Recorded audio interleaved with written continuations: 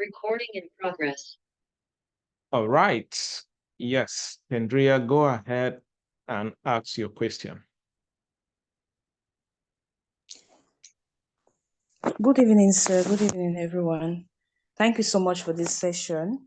So actually, the course has been so good, and it's more practical, like you said. Like for us that we don't have a business and we are still hoping to have one, it's more like it's a little bit difficult for us to get along, especially when we have to do the assignments and all of that. So I wish to ask a question on business validation idea, with a point like one of the points which states is the purchase one time, reoccurring, or periodic. For me, I will just use the example of the business idea I have to present it so that it's more understandable, because the business I intend to run is like a home care service where actually we can have nurses taking care of patients at home, carers doing basic tasks, maybe physiotherapists and all of that. So it's going to be health services where you offer them back at home. So one of the problems I had with validating the business idea is the fact that, for example, someone that has maybe an accident for a short period of time, and he or she just needs help with a basic assistance at that time. Subsequently, when that person is healed, actually you won't have to offer any service to that person. So that is already a way of saying that the service is already limited at that point in time.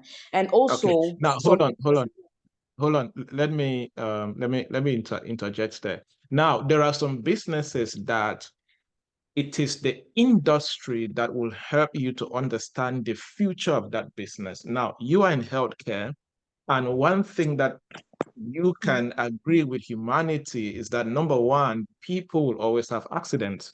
As far as anywhere you see a human being, there will always be human errors. And as long as there are human errors, there will always be accidents. And when people have accidents and you provide that home healthcare service, you will always be in business. So sometimes it can be a one-time purchase for one person, but it may not be a one-time purchase in the whole community or in the whole area where you operate your business.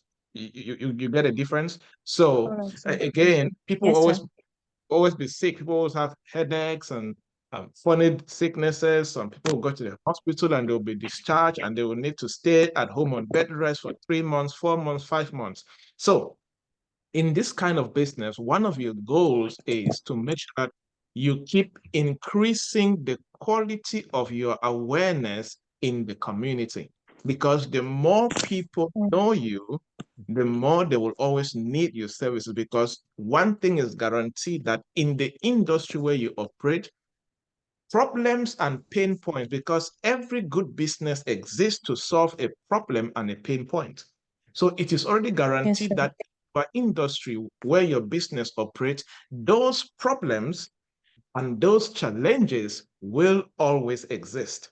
So your goal now is, how can you position yourself as a business person, as a business owner, in a way that people can always find you easily anytime that pain point arises in their family or in that particular community. So it's not really, it can be a one-time purchase for one person, but looking at the market you're targeting and the industry you operate, it will not be a one-time purchase.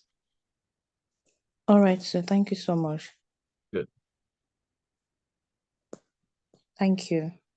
Awesome. Another question? Good. For those who are joining in right now, you're welcome. We're doing it two ways. If you have a question, you can raise up your hand. If you're aware you can talk and there'll be no noise and your network is good, you can ask your question by talking. But if you're aware you cannot talk, you can just text your question in the chat box. I will read it out and I will respond as soon as possible. Yes, Kendria. Yes, so it's all right, because the main problem was was coming from this. Because from now, if I'm able to answer this question, then definitely the next question I was supposed to follow was how I'm going to be able to cope with having the staffs paid and every other thing. So since you've explained this, then I can walk around it and it will be easy for me to get the points. Thank you. Awesome. Yes. So just do the ripple effects and get more people to know you, get more people to trust your brand, and you will always be in business. All right, let's get to Mr. Ben Rollins.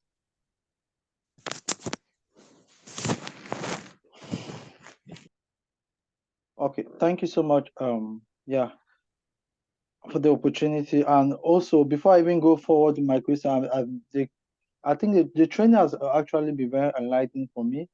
The assignment, and one thing which got me even more active was my social media presence, particularly the one for LinkedIn. I took some steps and I've been working on that. I think at least within 2 weeks, at least I post on some of the activities I do. That Awesome. That's for good. me is remarkable. Yeah, because the comments, the connections I've had, I mean, even the engagement in my comments on LinkedIn, I mean, for me, it's been really wonderful. Now, here is my question. One of my question goes with the challenge. One from the first class, one of the skills I decided I'm going to engage more was organizational skills. I think the first class. Now, I want to ask you, say, here's my question. What tools or methods do you use to build your long-term plans and evaluate the achievement, knowing that, of course, I know one key thing in achievement is discipline, but what are some of the tools? Because one challenge I feel is sometimes I'll sit down, make the plan maybe to June, I'll make it on this sheet of paper or make it on this document, and then with activities and other pressure with deadlines before I realize, hey, I've skipped this one. Through that, I also use Google Calendar, but many times I have the challenges to be able to achieve some of these things that I plan to. So, what are some of these tools or methods so that it could really get life easy? Thank you. Yeah. Awesome. Yeah, it's one thing about being in business and uh being a music professional is that if you are not careful, you can always find yourself in the challenge where you're always disorganized or you are not always catching up with your goals or with your task the way you would like to. And that happens to anybody. It has happened to me a lot. And that is why I've been able to build a good system around the work I do that enables me to be very productive, especially consistently, especially when you get to a stage where there is a lot to do, there is so much to do.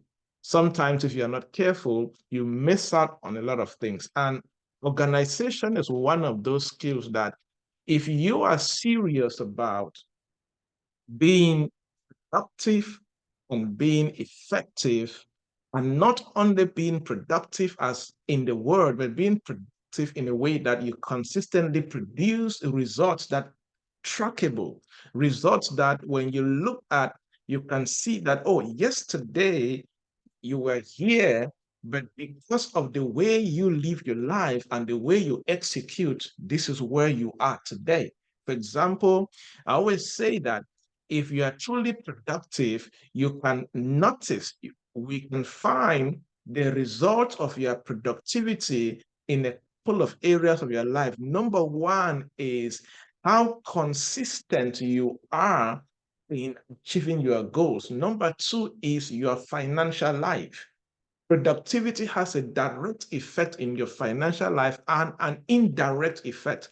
There is a way that you can be so productive that you may not see the financial benefits now, but you may see 2 years later.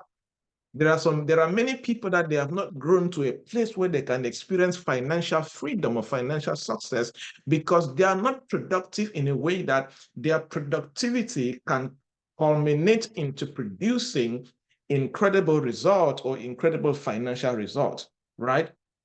So how can you be very organized that it positively affects your productivity? Number one is have a clear vision. Have a clear vision. You need to have a vision. It could be a long-term life vision. It could be um, a yearly vision, a 2-year vision, a 5-year vision, a 10-year vision. Me, for example, I like to have my yearly vision, I like to have my 3 years vision, I like to have my 5 years vision, 10 years vision, and then my life vision. Because these are the things that you will use now to start organizing your months and your weeks, and of course, your years, sorry, your days, right? So that's why it's good to have a life plan. A life plan is not necessarily a long document of 20 pages. No, it can just be a one-page document with you documenting that, okay, based on my purpose, based on my passion, based on my destiny, based on what God wants me to do in my existence, these are the things I want to do. Let's say you're an entrepreneur. You want part of your life plan could be that as you phase out of this life at the age of 90, 100, whatever, or you just say before you phase out at a good old age, your goal is that you should have two companies that provide employment to 50,000 people and operating in 3 countries, and it's just part of the vision. Another vision could be that you are going to have a structured outreach program where you want to directly impact the lives of 1,000 young people in your community and help them go through school and get their university degrees. Whatever that means to you, you need to decide that. But deciding from the place of conviction, from the place of authenticity, and from the place of knowing that this is what God will want you to do with your life. Life vision now cannot help you now to start breaking it down to, it could be a 10-year subvision, a 5-year subvision, a 3-year subvision, even to a year subvision. Now, with a year subvision, now you now build up from there to now create what you now call your monthly goals and your weekly goals, and of course, your daily focus. And that brings me, you mentioned your calendar. There are so many tools that you can use them to put you in a place where you can be productive and hold yourself accountable, or be in a place where you have constant reminders of what to focus on. My greatest tool is actually my Google Calendar. Everything I'm going to do for today, for the whole of next week, for the whole of this month, for the whole of next month, even things I'm going to do in March 2024, November 2024, my calendar is already having that. And the calendar has places where you now put reminders based on how much you know myself. We know yourself, right? I know myself in terms of how I like to be reminded. Sometimes when you are putting a task on Google Calendar, there is a way you can set in a way that the calendar can remind you 2 weeks before, 10 days before, 3 days before, 2 minutes before, 2 minutes before. It depends on whatever you're doing. Sometimes I'll set something 1 year ahead, and I'll put the calendar to remind me 9 months before, 6 months before, 3 months before. So I know, because what you constantly see and what you are aware of, you will likely be in a position where you get to do it. So calendar is very important, and having your day and your week and your month framed out in a way you know what you're doing is very, very important for your organization. And when you do that, you have conquered a big part, productivity. You see, and you will now start operating from the place where you are the kind of person that start things and finish. You will never experience success if you are somebody who does not start things, or you are somebody who starts things and does not finish. Anybody with a life full of half projects or incomplete projects will never experience success. So one thing that organization should do to you as a professional, should do to you as an entrepreneur, is that it should increase your productivity and should increase your ability of starting important projects in your life and actually completing them. You see that? And this is very important piece when it comes to experiencing financial success. You know, when they talk about financial success, people think a lot about money only, but money is just the outcome of the quality of life you live. Money is just a product. The same as poverty is a product. Your life cannot be disorganized, less productive, lack of self-discipline, full of half projects or not projects, procrastination, and you expect to be financially successful. It is totally impossible, because these are the foundation that will enable you to build that money-making system that will enable you to become successful. And this goes the same for career success, for community impact, for destiny impact, for purpose manifestation, and all that you can think of. Right? For example, these are my books that I've published. For example, these books will not just fall out of nowhere. No way.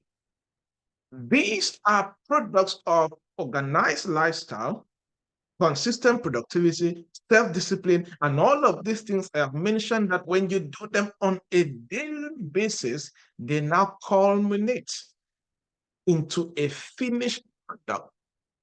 People can now look, or you can now look and say, this is success. So get your life organized. And that's one of the first course that you took in this program was on the fundamentals of business management. And I was talking about the core skills that every entrepreneur needs to succeed. And one of the core skills is that organizational skills. It will come the same into your daily life. There are some people, if you see their table, their work table at home like this is full of everything scattered everywhere. When I say a disorganized person, you see in their life, you see how they dress, how they look, you see their houses, you will naturally see those things there because it is a culture. It's an attitude. It's a lifestyle, right? So if you are struggling to get in the certain level of success, one area of your life I would like you to pay attention to is the quality of your organization skills. I hope I answered your question. I know I went a bit deeper, but this is a very important topic, and I felt to explain more and give more key points. All right, another question? You can speak up or you can leave your question in the chat box. And this is probably the one and only time that we are going to have this session for question and answers. All right, so ask them now. And please don't come to WhatsApp and ask me because I'll barely have time to reply to WhatsApp. We're supposed to have 2 or 3 of these, but I'm traveling too much. I'm very busy. I barely have time for myself. So ask your questions now so that we can cut it up and sort it out. All right, I see 2 hands from Stacy and Godwill. All right, let's get to Stacy. Yes, Stacy, go ahead.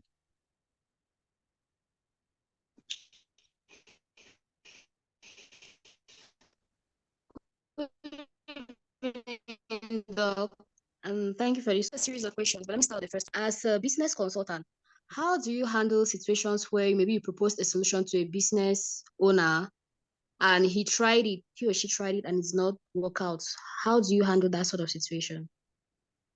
Okay, that is actually normal to happen because, and that can be a product of many things. Number one, maybe the client did not give you full information or full data that you need to design the best strategy.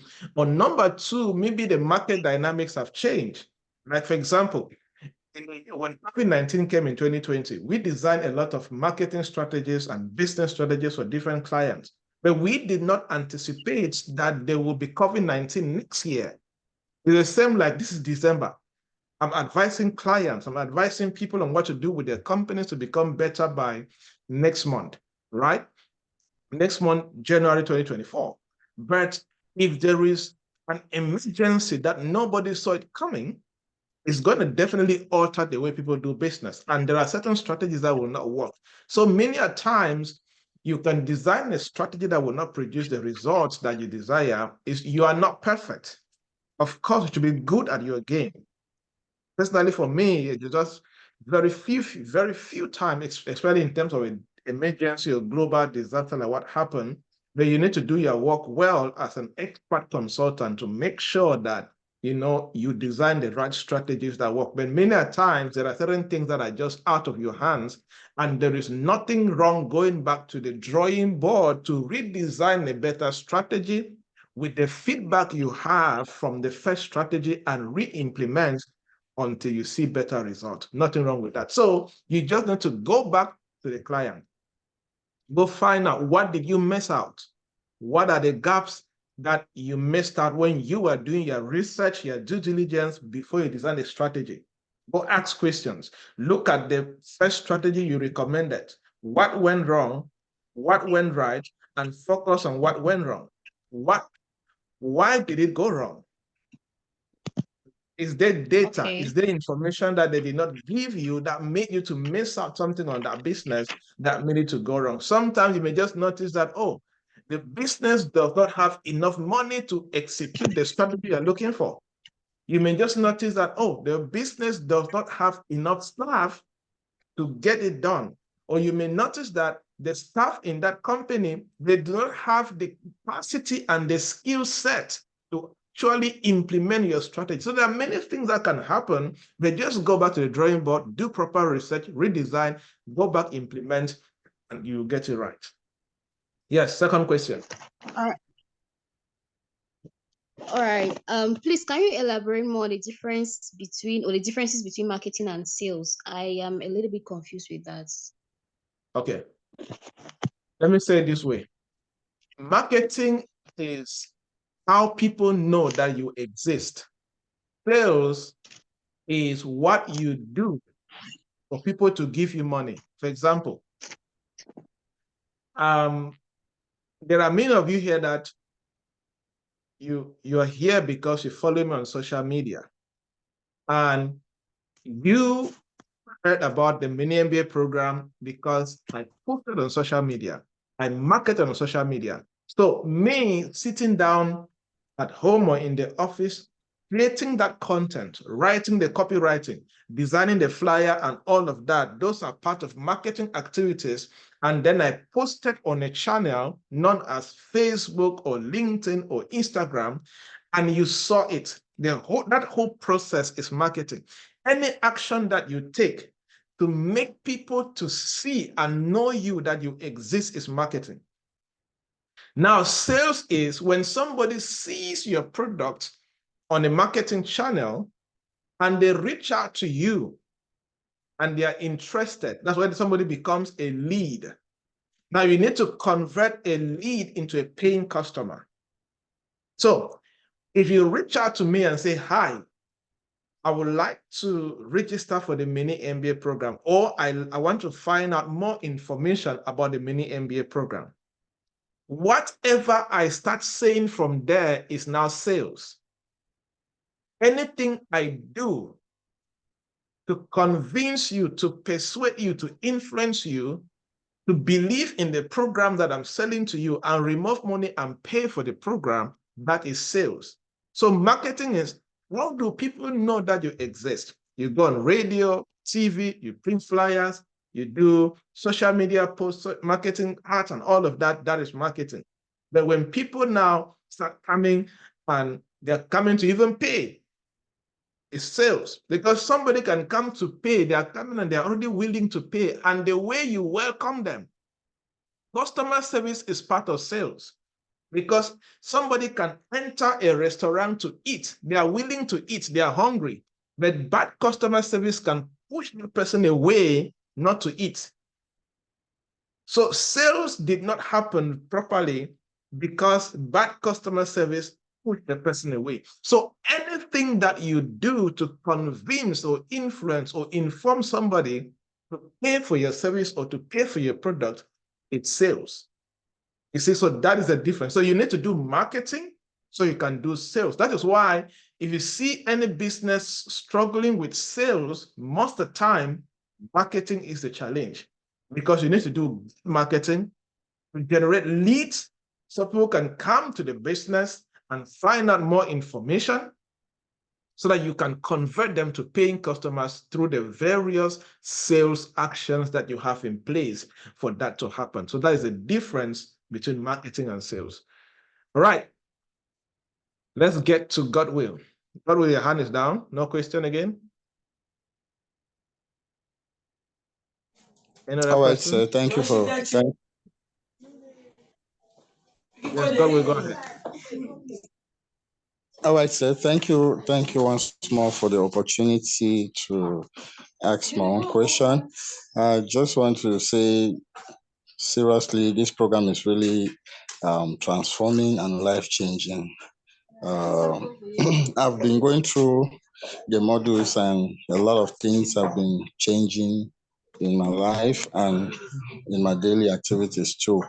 But there's this one worry I have. It's something that I was just keeping it to ask during this session. I'm trying every day to improve on my work towards achieving my goals. And I just wish to find out from you what are some of the, because writing every day something that can be of use to me as far as my activities are concerned and as far as my business ideas are concerned. I just want to find out what are some of the means, or what are some of the tools that can really help me to be able to design some like to write, design contents and some stories about my business. And because I discover just thinking about everything that I want to do from my mind to write it down, at times I find it so limited, and I think uh, I just need to know if there are some tools that can help to go through this stage. Okay. Well, it is simple. When it comes to creating content, your question is basically about creating content for your business on social media, right? That's what your question is all about, in summary. You know, this is one thing that you don't need to overthink about it, because the content ideas and the content is actually around you. You're creating content about your value, about your products, about your services, about your interaction with customers, about the feedback you're getting from customers. Your goal is just to take what is happening around you and in your business and communicating it in a way that it's compelling, it's inspiring, and can influence anybody who is reading to desire to do business with you. As simple as that. For example, if after this, I want to add content, could just say, oh, I had an amazing session with the current batch of executives attending the business, the mini MBA program. And we had an incredible interacting session and very intelligent questions were asked. And this is one of the questions that stood out for me. This is what the entrepreneur asked, and these were my thoughts as far as what they asked is concerned. It's content. So content is any relevant information. It could be fun, it could be entertaining, it could be informal, it could be formal, it could be relevant, but thing that can influence people to know more about your business, the work you do, that is content. Maybe the idea here can be that you are not good at writing, then you need to learn how to write. There are people that have ideas, but they don't know how to write it. For some people, it's lack of vocabulary. They are not so good.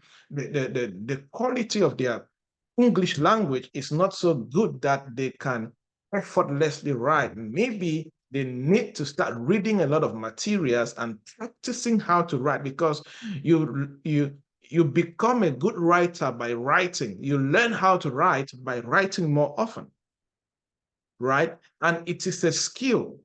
And a skill means that it is learnable.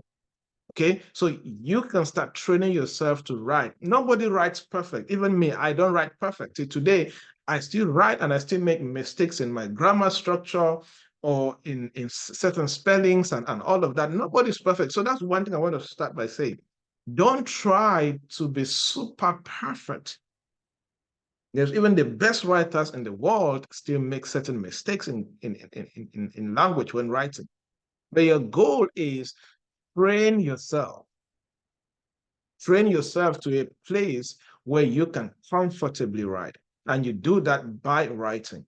Okay? So learn how to also use pictures or videos around your business and what you do in order to make sure that your writing is accompanied by pictures that paint a story that can influence people to see what you do and desire to buy from you or recommend the service or the business that you do as a person. Okay, so as far as content ideas are concerned, focus on what is happening around you in your business, with your customers, with your suppliers, in the environment, wherever you are. And the goal now should be, how can you convert that into a compelling written paragraph or 2 paragraphs that somebody can read, understand, get informed, or get entertained, and of course, engage with that content or engage with you in the future because of the kind of content that you create as a business person. Good? Does that answer your question? And what God will? I see we have 2 God wills. Talking about what God will. Does that answer your question? All right, let me try to answer this question from Cecile. I didn't understand the public relations framework and how a startup can apply it in his or her business from the beginning. Now, let me start by asking, do you know what public relations is? Let me start from there. Do you know what public relations is? Cecile, are you there? Can you tell me? Just type a yes. Do you know what public relations is? Basically, public relations is how a business relates with the public. Right? This is well defined in the course. So you just need to go through the course again and have a clearer understanding. How do we relate with the public? Because there's no business that operates as an island. But if you own a startup and you own a business, you need to be aware that there is a way that you relate with the general public. There is a way that you disseminate information with the general public. There is a way that when the public reacts with your business, there is a way you react back based on those reactions. Now, the public relation framework, which can differ from business to business, but the framework I shared in that course is the one that you can take and you can implement, or you can modify where you feel you want to modify to fit your business and begin to use it. But a public relation framework just means that we have a structure as a business, as an entrepreneur. We have a structure of how we relate with the public regarding our business. For example, let me pick an example of a practical business. Kendria has a business idea. And let's say that she plans to launch this her healthcare business by March 2024. Part of her framework of public relations can be, one, I am going to reach out to the top 5 internet online news platforms in the city of London. Are you in London? Which city are you? Andrea, which city are you? Just type, let me see. Right, let's assume London, but I know she's in the UK, right? So her framework could be for us to inform the public. Remember, public relations is how you relate with the public and how you disseminate information. She now designed her framework. So, as a startup that we are launching, we need to be very serious about our public relations. Therefore, our framework will include the following. Number one, we're going to identify top 5 respected online news platforms and meet them and ask questions on press releases. Do they charge for a press release? If yes, how much and how long does it run? Then we are going to write an official press release to the general public of Cambridge, announcing to them that there is a new healthcare company in the community. She now does that. And if she is not sure that she has the right skills to draft a compelling public relation notice, she can now hire a PR expert who is good at writing public relation notices. A second framework could be, you know what? We think that churches are very influential and they have a good number of people. We are going to target 5 top public churches and most popular churches in this city, meet the pastors and their media team, and find out what it takes for them to read our press release in their congregations or in their church newsletters. You see, it's all about having a structure and a system that your business can disseminate information to the public, and most importantly, how your business can also react when there is certain news about the business in public. For example, if somebody goes on their Facebook page and type that this and this business is the worst business in Douala, Cameroon, or in Lagos, Nigeria, is somebody in the public reacting about your business? Do you have a framework in place to react back as far as PR is concerned to a comment like that on Facebook? That's public relations. So you consciously create a system to do that. So I hope that helps you, Cecile.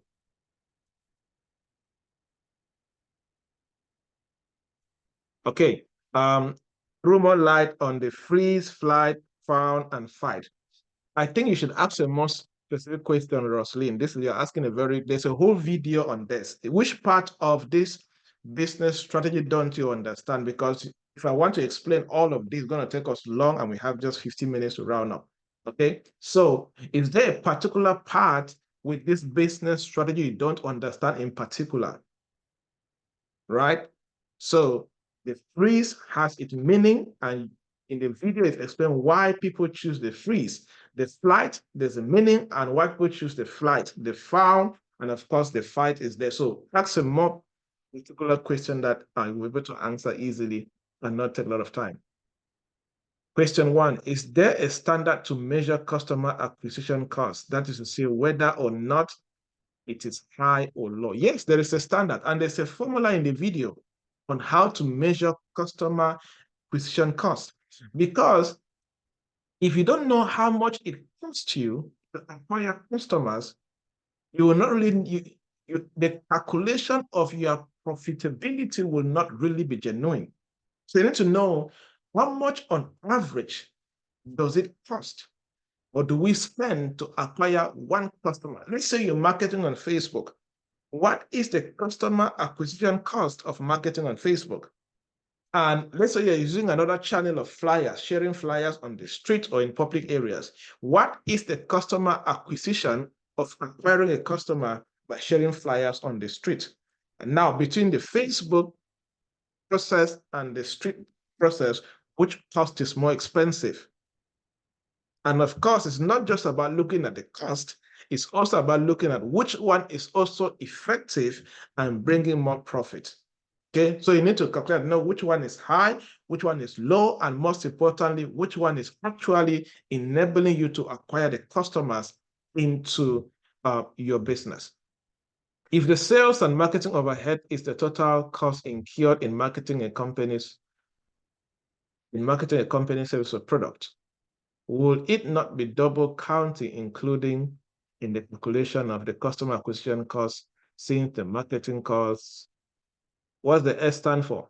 S stands for many things in business, or the individual indices. Now, but I get your question. Now, the point is, in this business structure, so you're thinking like a typical economist, I guess, right? But in calculating when it comes to profit and loss in general,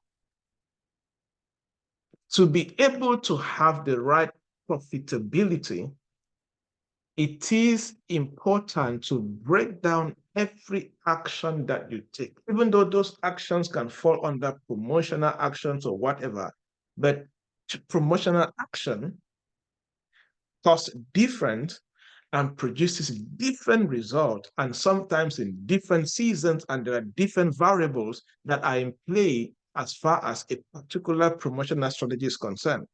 So the goal is to know more about each promotional platform or strategy so you can know what to improve, what to remove, and what to add, or what to subtract, or what to innovate.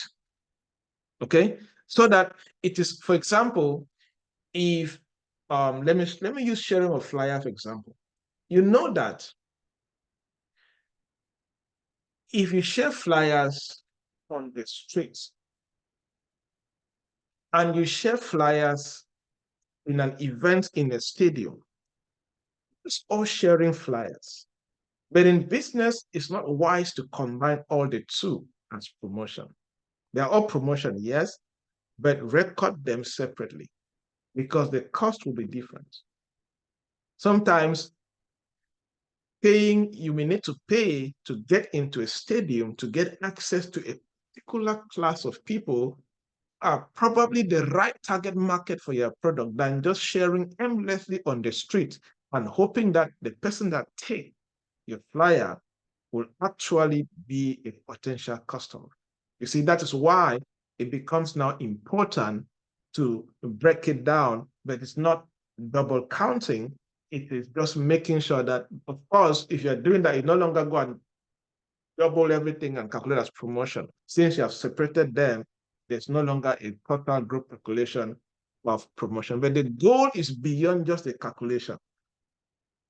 The purpose is to enhance strategy at the end. The purpose is to decide which strategy to eliminate, which one to keep, and which one to improve. The purpose is to find data and understand throughout January to December which one is good at what particular time as far as our business is concerned. So there's a lot more in that you get from calculating customer acquisition cost than just the number. Right. Let me see. I see one hand up and coming to you.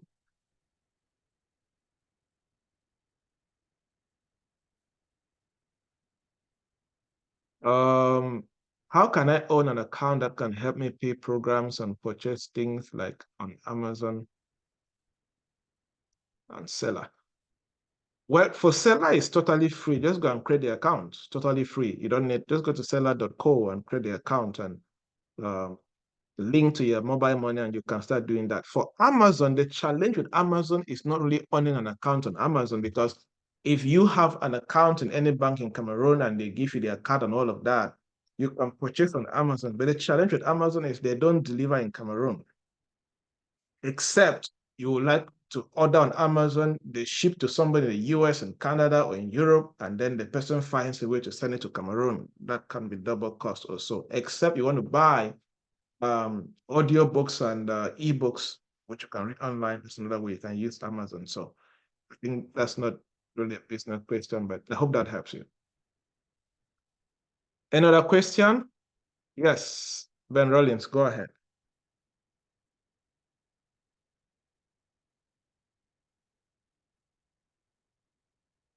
Another question?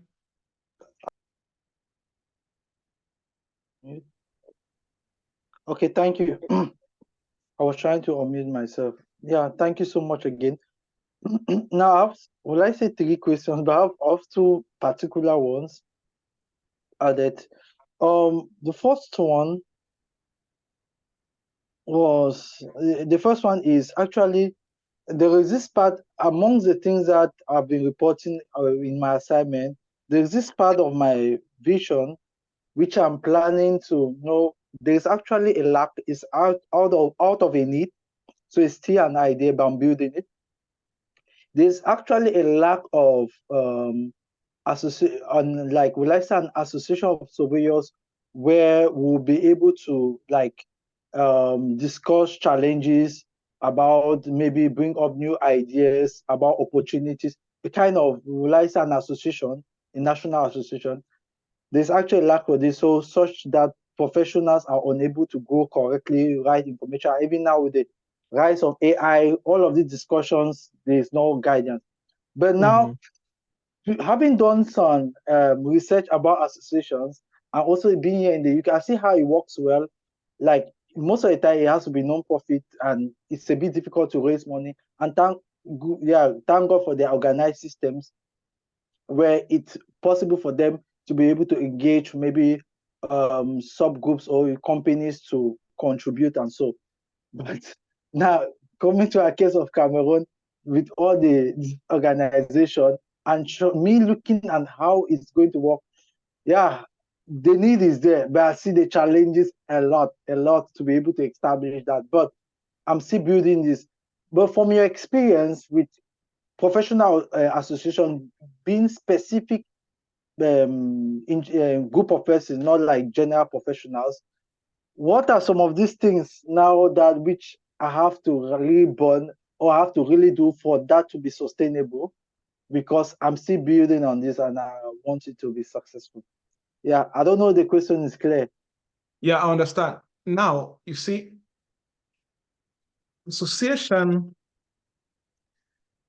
forming associations depends a lot on what you want to achieve with the associations as a person.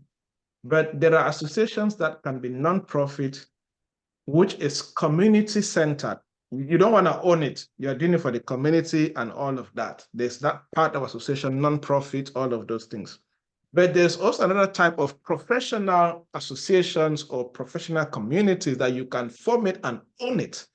But you bring people together and they join that. There are so many profitable worldwide associations that are owned by individuals and they are very profitable and they make a lot of money. Okay. Their business model is subscription model, where you form the association, you create good value, you create good system, you create good structures in it, and you now create a payment system where people pay an annual fee or a 2-year fee or how much fee to be part of that community. It still works like that. So, but the goal of every association that keeps people around is the value that they get from the association. You understand? So, if an association is valuable and that can enable people to gain access or to become more successful, they will actually pay to be part of it, or they will like to be part of it. So, you need to decide, are you trying to create a community association for the public, or you're trying to build an association with goals and mission and objectives, but you own it and it is profitable. But this is a good idea that can become both impact driven and profit oriented at the same time. Right? So you just need to decide that and then decide what kind of structure will you have in place that makes the association or the community so valuable that people see the need to belong, or people see the need to belong and to pay to be part of that community.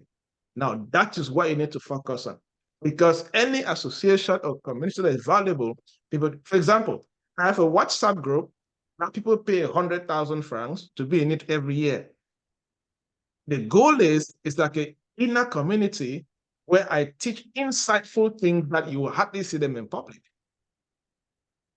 And people happily pay, and I'm the one who refuse people not to join every year because I don't want a large community per se. Because it is a valuable community. It is a relevant community. The content they get, the ideas, the teachings, sometimes the opportunities, and all of these things, they see that, oh, this is something I really want to belong. So if you're creating that, you now first of all need to decide, what is the purpose? Is it for the public? Or it's a community that you want to create, own, and lead?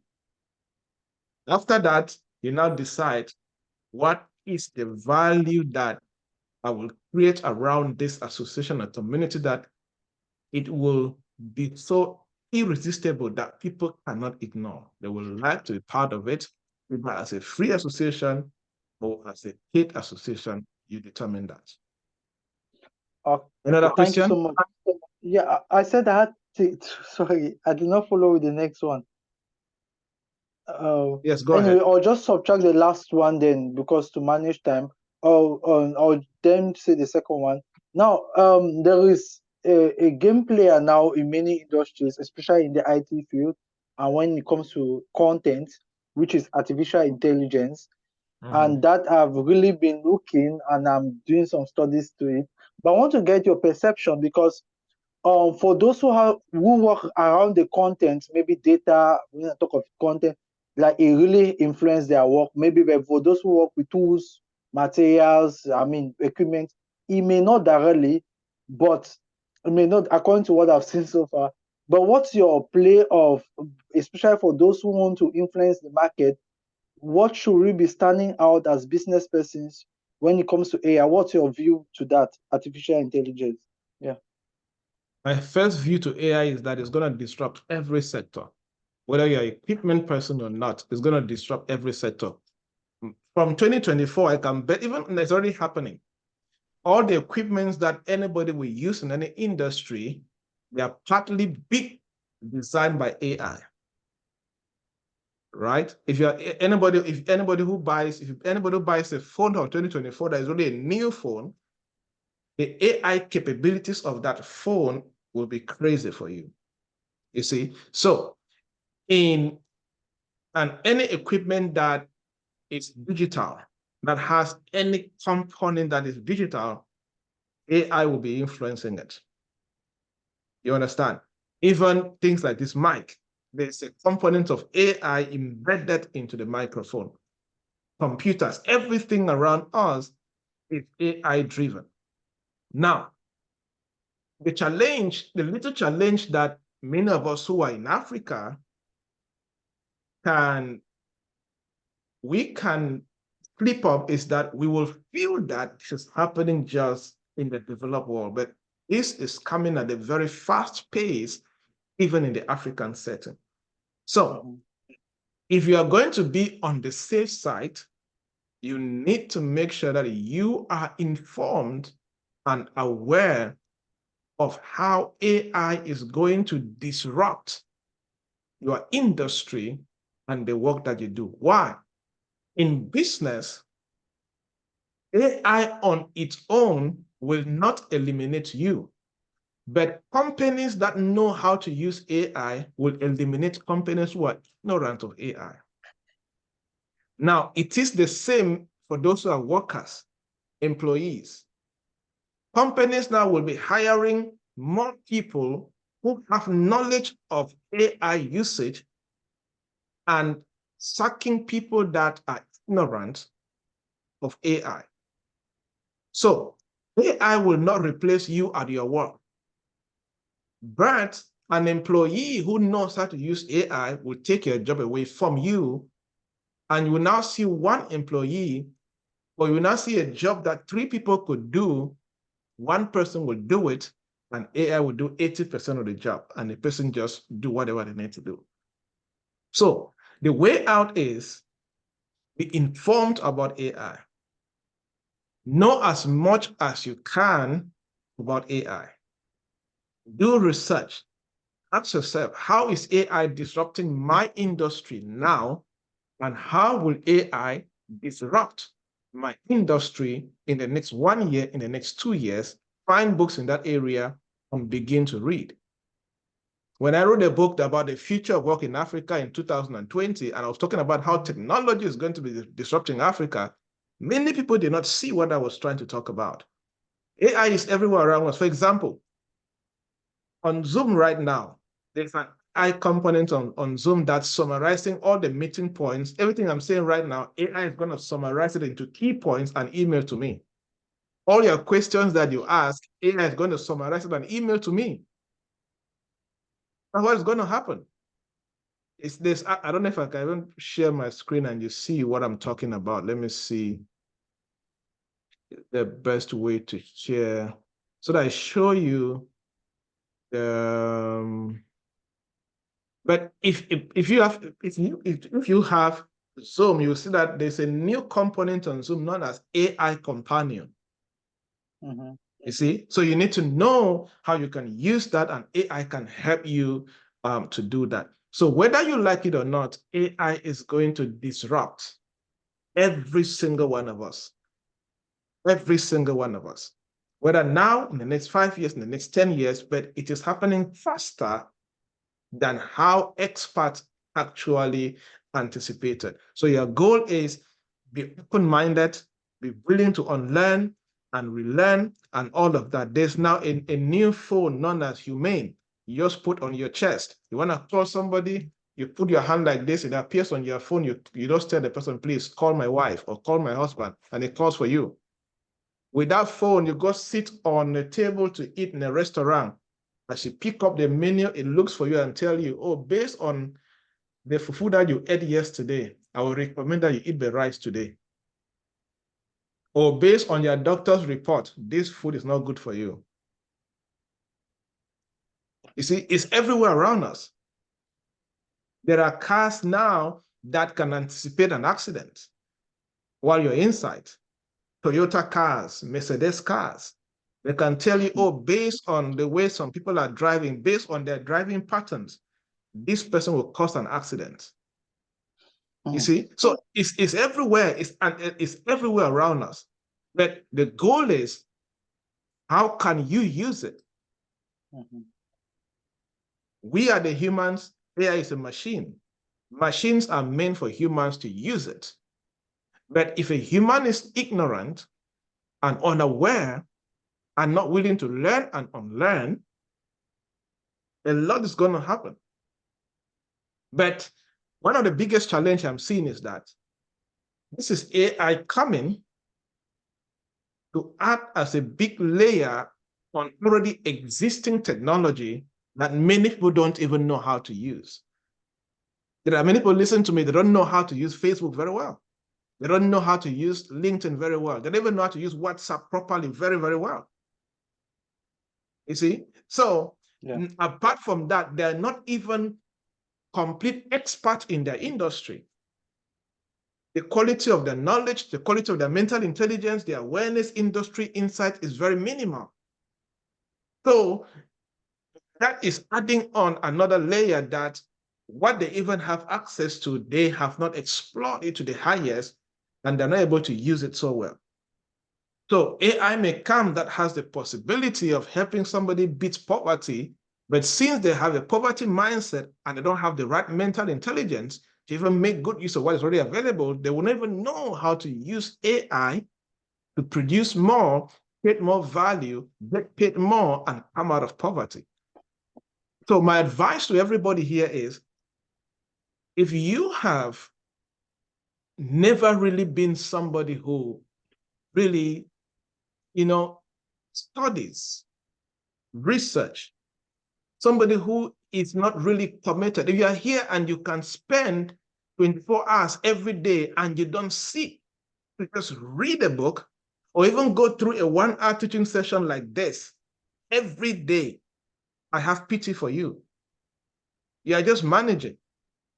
And there's a lot in the society that will pass you by, and you will end up struggling both career-wise, destiny-wise, financially, living hand to mouth, year in, year out. Meanwhile, we are in a dispensation where it is much easier now to become successful and become rich than it used to be 50 years ago. But as long as there is that ignorance and there is that laxity and less commitment, despite that there's more prosperity now, we're still going to have more people wallowing in poverty. So if there's one challenge I'm giving to you as we round up is step up your game. Step up your game when it comes to acquiring wisdom. Step up your game when it comes to having understanding of industry insight. Step up your game when it comes to understanding what is really happening in the economy of Cameroon and Africa and the world at large.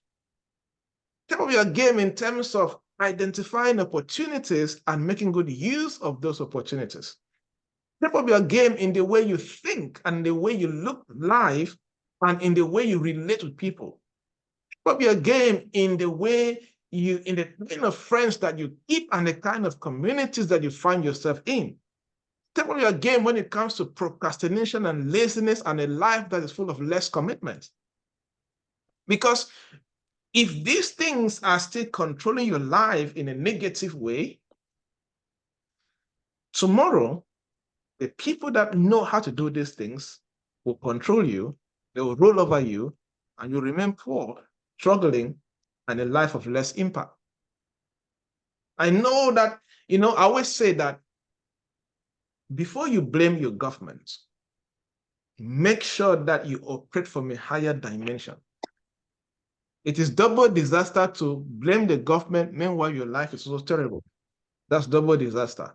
But you are better off if you take responsibility for your life and you have certain things sorted out before you are holding somebody accountable for what they should do. It's going to help you better. All right, everybody? I hope that helped you guys. I have another meeting to catch up with. But for those who did not ask questions, thank you so much for being quiet and for being active participants and only listening. People like Pierrette, people like God Will Thankful, people like who else? No, everybody else asked a question. All right, and I hope that this was very, very worthwhile. I hope it challenged you, it inspired you, and it contributed something little in the work that you do. And I want you to know this and know this very well. You can become more. You can become incredibly, incredibly more at what you do. Am I saying that's going to be easy? No. But what I am saying is that if we can make up our minds that no matter the challenges that we face, no matter the difficulties that we face, we have made up our mind that we are going to keep pushing forward. Anybody who operates from that dimension always end up winning, no matter what. All right? So keep doing that, keep pushing forward, and be reminded that on the 20th, that's 4 days from today, we're having our business wars, right? Business wars is very important. Fully participate in it and make sure that one goal of the business wars is to teach you how to carry out research and how to do due diligence and how to present your findings. So actively do that and train yourself, because in the business world, there's no way you can shine in business if you don't know how to do research, due diligence, and how to design strategies and how to present those strategies in a compelling way and be able to match up a discussion. All right, guys, take care of yourself. Keep building those dreams, keep building those businesses. You never know tomorrow that your small idea could be a 10,000 employer tomorrow, and of course, helping a lot of people. All right, cheers, take care.